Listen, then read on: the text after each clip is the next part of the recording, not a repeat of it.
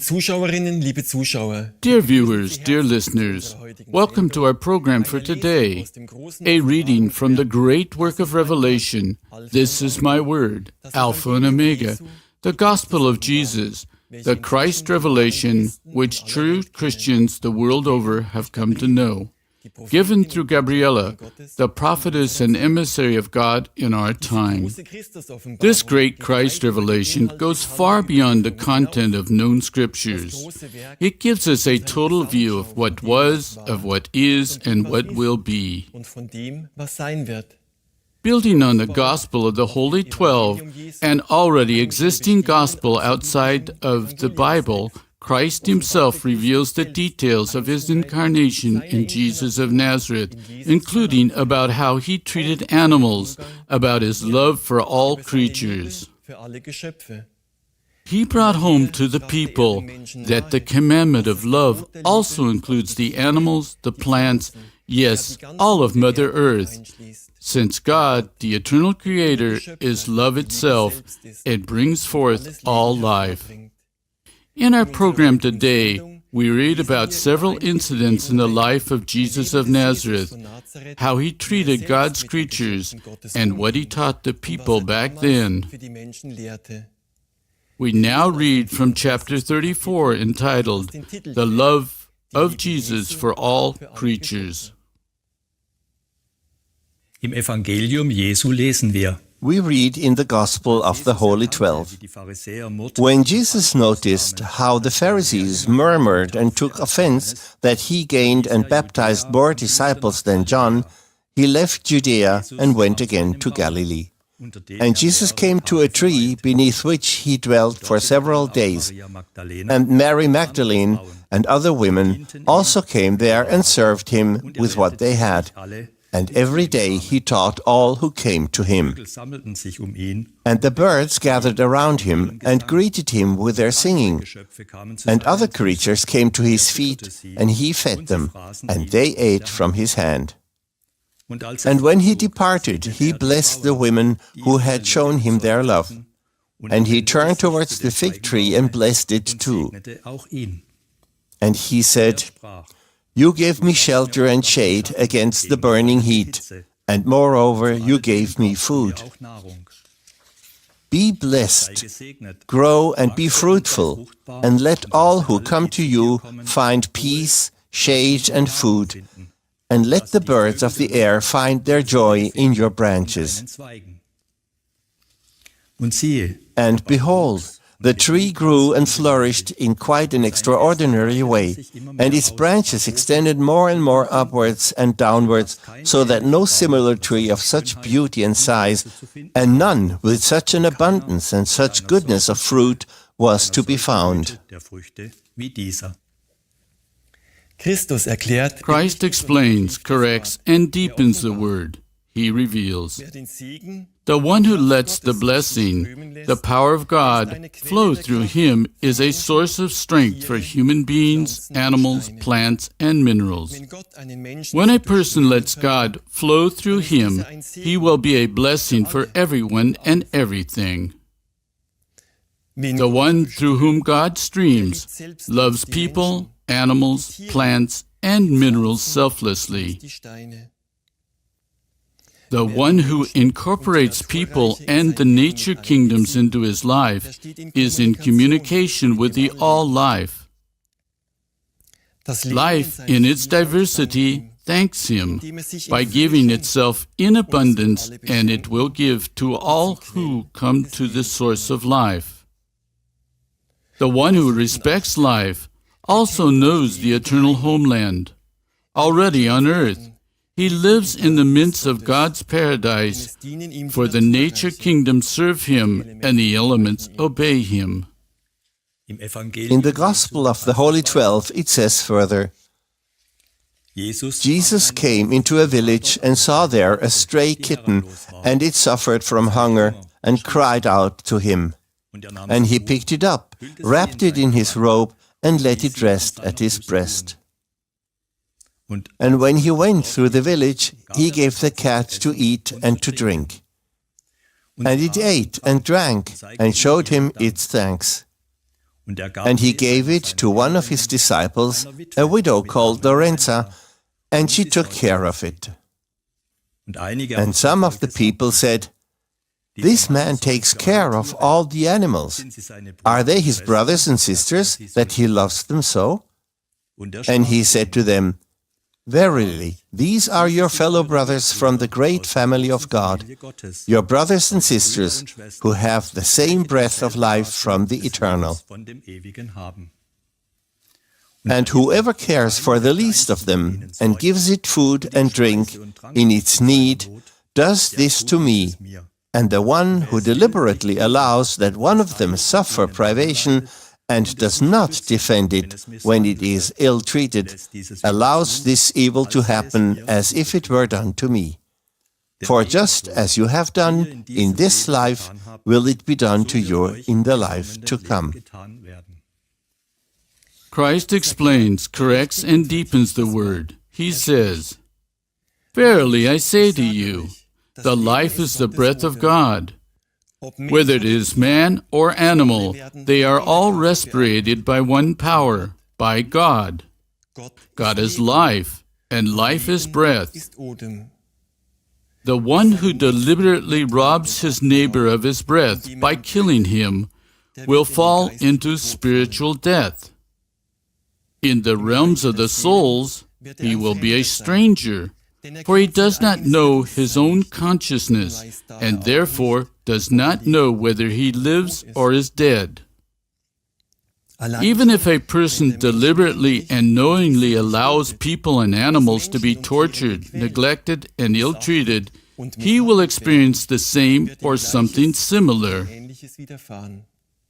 So what a person does to his neighbor and second neighbor, that is, the animals, plants, and stones, he does to me and does to himself.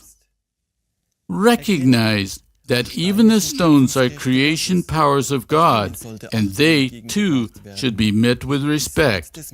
And so the seed of man will also be his harvest. Let us learn more about the life of Jesus of Nazareth and about his teaching of love for God and neighbor, for people, nature, and animals. We'll read chapter 41, entitled, "The Conversion of the Birdcatcher, the Healing of a Blind Person." And as Jesus was going to Jericho, he met a man with young doves and a cage full of birds which he had caught. And he saw their misery, as they had lost their freedom, and furthermore were suffering hunger and thirst. And he said to the man, "What are you doing with these?" And the man answered, "I earn my living by selling the birds which I have caught." And Jesus said to him, "What would you think if someone stronger or more clever than you would capture and shackle you, or would throw your wife or your children and you into prison in order to sell you for his own profit and to earn his living from this? Are these not your fellow creatures, only weaker than you? And does not the same God, Father and Mother, care for them as for you? Let these, your little brothers and sisters, go forth into freedom, and see to it that you never do such a thing again, but that you earn your bread honestly." We continue reading in the Gospel of the Holy 12. And the man was astounded at these words and his authority, and he let the birds go free. As the birds came out, they flew to Jesus, sat upon his shoulders, and sang to him. And the man asked more about his teachings, and went his way and learned basket weaving. He earned his bread from this work and broke his cages and traps and became a disciple of Jesus. And Jesus saw a man who was working on the Sabbath and said to him, "Man, if you know what you are doing, then be blessed, for you are not breaking the law in the Spirit. But if you do not know it, then you are damned and an offender of the law." And Jesus said once again to his disciples, "What should happen to those servants who know the will of their Lord, and yet do not prepare themselves for his coming, nor do they act according to his will? Verily I say to you, those who know the will of their master, but do not follow it, shall receive many lashes. But those who do not know the will of their master, and therefore do not do it, should receive fewer lashes. To whom much has been given, of him much will also be required. And to whom little has been given, of him only little will be required." Through the prophetic word of the present time, Christ explains the meaning of these words, which are not easy for us to understand today. But beforehand, Christ explains how to treat animals in the right way. He reveals, "The one who makes a profit from his neighbor and his second neighbor, the animal, sins against the law of freedom. When a man offers his wife to another man, and when a woman offers her husband to another woman, because both have nothing more in common, then this is like a slave trade.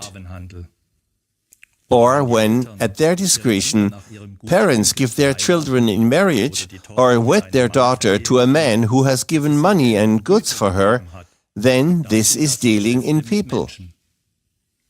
This is the same as slave trade. And the one who makes money from his second neighbor, the animal, is not much better than the one who gives away his neighbor, no matter for what reason. According to their state of spiritual consciousness, our fellow creatures, the animals, are the weaker ones, because they do not yet have the developed soul potential of a filiation soul, like, for example, the soul in a human being. This is why man should offer protection to the animals and live with them, his fellow creatures, and neither reject them nor make a profit from them. Just as the person thinks, so is the state of his soul, light or dark. He also behaves accordingly towards his fellow man, the animals, and all of nature. The words, "Man, if you know what you are doing, then be blessed, for you are not breaking the law in the spirit. But if you do not know it, then you are damned and an offender of the law," they mean, the one who on the Sabbath helps his fellow men selflessly, doing work for them that cannot be postponed, as for example for people who on the Sabbath are in need or fall ill or suffer grief and pain, does not violate the law of life. But when a person desecrates the Sabbath for the sake of his advantage, then he transgresses the law that God has given man. At the end of the week, you shall rest one day and live even more consciously in God, in order to gather strength for the working days. Christ gives more explanations. He says, the statement, "Verily I say to you, those who know the will of their master and do not follow it shall receive many lashes," has the following meaning. The one who knows the laws of God, be it only the 10 Commandments, the excerpts of the law of God, and does not keep them, that is, does not fulfill the will of God, judges himself. His judgment will scourge his body, that is, will strike it with what he has sown and not atoned for. For the one who knowingly acts against the law of God sins against the Holy Spirit. This is the gravest of sins. But those who do not know the will of their master, and therefore do not do it, should receive fewer lashes, means that, because of their burden, the sin which weakens the soul, they are not yet able to grasp and actualize the laws of God. And yet, they too will have to recognize and repent of their sins and make amends for them. And if they do not do this in the time given to them for recognition, they will have to pay them off in full. That is, they too will be the beaten ones. However, they, too, will awaken one day and will then be able to grasp much. And then much will also be demanded of them to fulfill what they have accepted, the law of eternal life. The one who actualizes the laws of life becomes rich within. The one who does not actualize remains poor or will become poorer. Yet everyone who accepts the law of life will one day have to give an account before the law, for what he accepts from the law obligates him to actualize it. The following incident is described in terms of the law of the gospel. And there was a man who was blind from birth, and he denied that there were such things as the sun, the moon, and the stars, or that colors existed. And they tried in vain to convince him that other people saw these things. And they brought him to Jesus, and he anointed his eyes and made him see. And he rejoiced in amazement and awe and declared that before he was blind. And now after this, he said, I see everything, I know everything, I distinguish all things, I am a God. And Jesus said to him, How can you know everything? You cannot see through the walls of your house, nor read the thoughts of your fellow man, nor understand the language of the birds or of the wild animals. You cannot even recall the events of your former life, of your conception, or of your birth. Remember with humility how much remains unknown, yes, invisible to you. And when you do this, you will see more clearly. Christ explains, corrects, and deepens the word. Recognize your life in what is written. Though many of you see the sun, the moon, the stars, and the colors, nevertheless your eyes are still blind. For as long as man does not fulfill the will of God, he does not behold His glory either. He looks only at the surface of life and does not look into the depths of being. Only the one who fulfills the law of God becomes clear and looks into the depths of life and perceives the thoughts of people and understands the language of animals. He also understands the plants, which emit their sensations and their energies, and thus communicate with him in this way. He knows the paths into infinity, and he knows the effectiveness of the stars, and he knows which ones serve as stations in order to reach infinity. The one who fulfills the law of God will see more clearly, and the one who has become the law of God is at home in infinity. Dear fellow people, with this we come to the end of today's reading from the great work of Revelation. This is my word, Alpha and Omega, the gospel of Jesus, the Christ revelation which true Christians the world over have come to know. Today, we read and heard just a few pages from this wonderful work about how Jesus of Nazareth loved animals and advocated for them. In this book of over 1,000 pages, you can learn more about what Jesus the Christ really taught and the profound meaning of his life and works on this earth. We take our leave of you for today. Goodbye and greetings in God.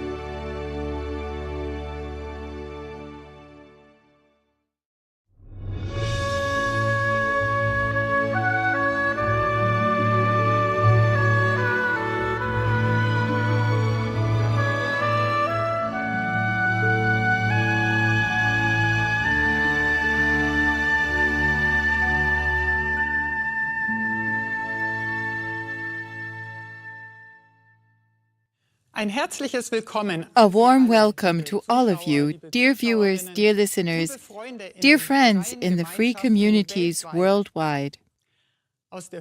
From the abundance of divine revelations and teaching hours given in our time through the prophetess of God of the present time, the seraph of divine wisdom, we have selected a few pearls from which we would like to read some excerpts. One is a message of truth entitled, "You the animal, you the human being, which has higher values?" It says here, "Therefore, respect your animal brothers and sisters, the second neighbors, for they want to be your true friends. Strive to treat them as you would like to be treated. Then you will soon learn to understand them, and they will be in positive communication with you. Always remember what is essential. Those who want to have a peaceful environment must first become peaceful themselves. This is true above all for human beings, because they are the ones who have sown the lack of peace." The following sentence is part of the law of development for this earth. It holds true for the present and the future. If you want to live in peace with your neighbor, including with the animals, plants, and minerals, indeed, with the whole earth, then you must first become peaceful yourself. A person who strives toward this principle will become understanding and gradually attain a fine capacity for empathy and the recognition and perception that all life forms feel and perceive according to their spiritual degree of development. When I think about the sentence, "Treat the animals as you would like to be treated," I immediately have images in my head of cows, pigs, chickens in their barns, in slaughterhouses. When I realized the suffering that people inflict on animals by keeping them captive and slaughtering or hunting them, I stopped eating animals. I then had many opportunities to get to know animals better, including cows, sheep, pigs, and to experience their fine, sensitive, noble nature. You, the human being, you, the animal, which has higher values? The answer is clear to me. Being able to care for an animal, spending time with it, and practicing understanding it are real learning lessons and great moments. Dear friends, we have heard about the animals, that they need our love and affection. And what about us? Who doesn't want to be loved and accepted? I would like to read a passage from the brochure, "The Message of Truth, You Are Not Alone," by Gabriele. A help in learning to love. Begin on a small scale, in the family, in a small community. Learn to understand the other person. Listen to him without immediately interjecting your comments. You will soon realize that he is not at all what you may have thought he was, but may be fighting and struggling with something similar as you. If he needs help because he can't cope with some things, then help him without expecting recognition and thanks. These are small but often significant steps toward loving God and your neighbor.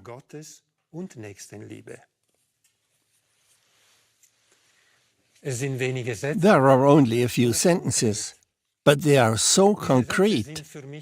These sentences have become a great help for me, not only to listen properly, but also to learn to understand my neighbor better. Because it also happens to me that in some situations or conversations, my thoughts are not fully focused, or that I can't keep my comments to myself. Then I say to myself, stop, look at your thoughts, be quiet, and listen. And it works. I can understand my neighbor better this way. Dear friends, surely you have had similar experiences. I think all of us can practice this in daily life. This way, we will come closer step by step to link and be. Until next time, God with us and we with God.